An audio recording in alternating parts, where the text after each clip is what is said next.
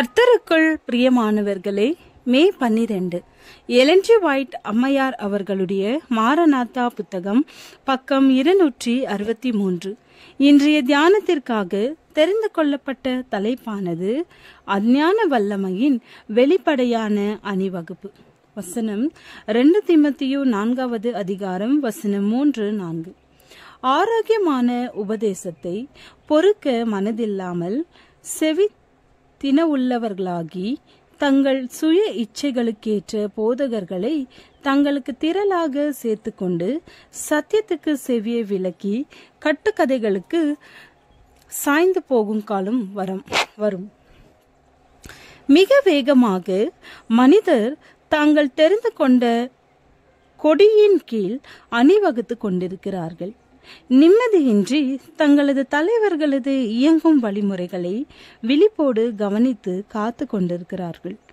மற்றுமுள்ளோர் நமது ஆண்டவரின் வருகைக்காக விழிப்போடு காத்து கொண்டும் ஊழியம் செய்து கொண்டும் இருக்கிறார்கள். முதலில் மருள விழுந்து போன அந்த மாபெரும் படைத்தலைவனுக்கடியில் அடுத்த கூட்டத்தார் துரிதமாக அணிவரிசையில் சேர்த்து கொண்டிருக்கிறார்கள். மனித வடிவில் ஒரு தேவனுக்காக நோக்கி பார்த்து கொண்டிருக்கிறார்கள். அவர்கள் தேடுகிற ஒருவரின் உருவை சாத்தான் எடுக்கிறான். திரளான மக்கள் சத்தியத்தை தள்ளி போட்டதினால் இவ்வாறு ஏமாற்றப்படுவார்கள். எனவே போலியை ஏற்றுக்கொள்பவர்கள் மானுடம் தேவனை போன்று போற்றப்படுகிறது. முடிவின் நேரத்தை நாம் நெருங்கிக் கொண்டிருக்கும் பொழுது அஞ்ஞான வல்லமை வெளிப்படையான விதத்தில் பெரிய அளவில், இன்னும் மிக பெரிய அளவில் அணிவகுத்து செல்லும். அஞ்ஞான தெய்வங்கள் குறிப்பிடத்தக்க விதத்தில் தங்களது வல்லமையை வெளிப்படுத்தி உலகின் பட்டணங்களிலே தங்களை பகட்டாக வெளிப்படுத்தி காட்டும் இந்த விதமான சித்தரிப்புகள் ஏற்கனவே நிறைவேற துவங்கிவிட்டன. தேவனுடைய மக்களை துன்புறுத்துவதில் தனி சிறப்போடு விளங்கியவர்களது கவர்ச்சி மிக்க செல்வாக்கும் இழிவான குணமும் பல வகையான உருவங்களின் மூலமாக கர்த்தராகிய இயேசுவால் யோவானுக்கு காட்டப்பட்டது.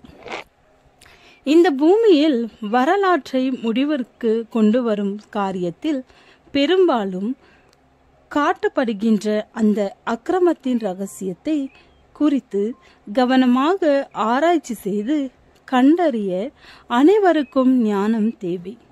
நாம் வாழ்ந்து வருகிற இந்த காலத்திலேயே ஆண்டவர் தமது மக்களை அழைத்து எடுத்து செல்வதற்கான ஒரு தூதை அவர்களிடம் கொடுத்திருக்கிறார்.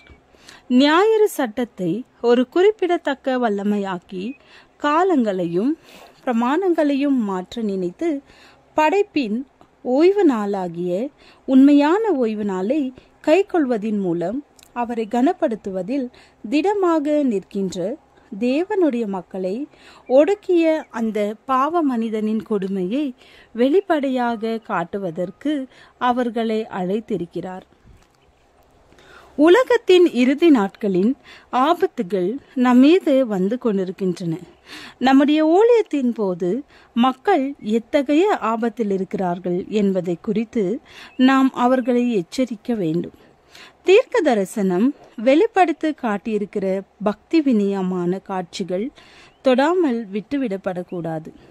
நமது மக்கள் பாதி அளவிற்காவது விழிப்புடையவர்களாயிருந்து வெளிப்படுத்தின விசேஷத்தில் விளக்கமாக வர்ணிக்கப்பட்டிருக்கிற சம்பவங்கள் எவ்வளவு நெருங்கி வந்துவிட்டது என்பதை தெளிவாக புரிந்து கொள்வார்களானால் நமது சபைகளிலே ஒரு சீர்திருத்தம் உருவாகிவிடும். அதிகமான மக்கள் தூதை விசுவாசிப்பார்கள். நமக்கு இழக்க இனி நேரம் இல்லை. கணக்கு ஒப்புவிக்க வேண்டியவர்களை போன்று ஆத்மாக்களுக்காக நாம் விழிப்போடு இருக்க வேண்டும் என்று தேவன் நம்மை அழைக்கிறார். ஜெபம். ஜெபத்தை கேட்கிறவரே, ஆவிக்குரிய ஆசீர்வாதத்தை எங்களுக்கு தாரும். ஆமென்.